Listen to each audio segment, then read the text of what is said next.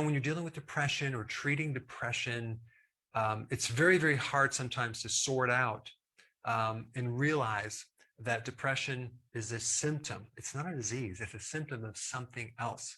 And unfortunately, too many doctors treat this symptom directly, and there's massive side effects. So I'm going to show you a couple things that I think are very powerful to take away your depression, but realize the best thing to do is to match a remedy or a solution that matches the underlying cause. I mean, depression can come from many different things. Loss of a loved one.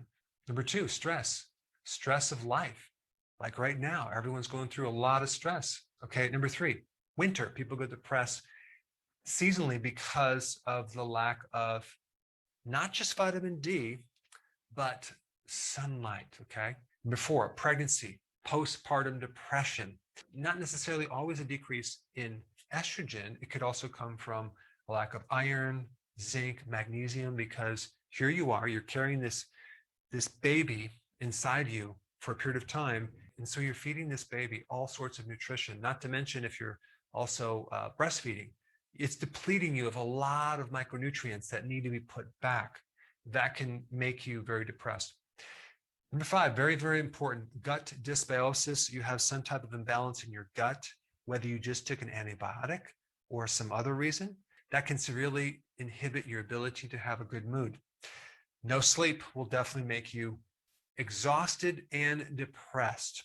I don't think I've ever met anyone who has a ton of energy, great sleep, and depressed at the same time. There's definitely a connection. And number seven, blood sugars. Whether the blood sugar is too low or too high can put you in a state of a lowered mood, which could include depression or anxiety. Let's first talk about the most important thing you can do as a solution to improve the majority of these things right here. And that would be get more sun, not to the point where you're burnt, but just exposure to light. There's some magical things that occur from sunlight. You have this full spectrum of visible light, but you also have invisible energy too. You have UV, you have infrared that's doing all sorts of wonderful things to your body, including helping you build up your melatonin reserve.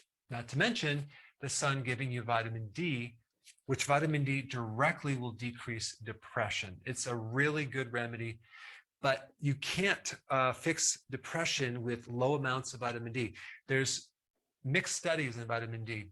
I looked at the studies, and most of the studies that say that it's ineffective, they're using like 400 IUs or 600 IUs or even 800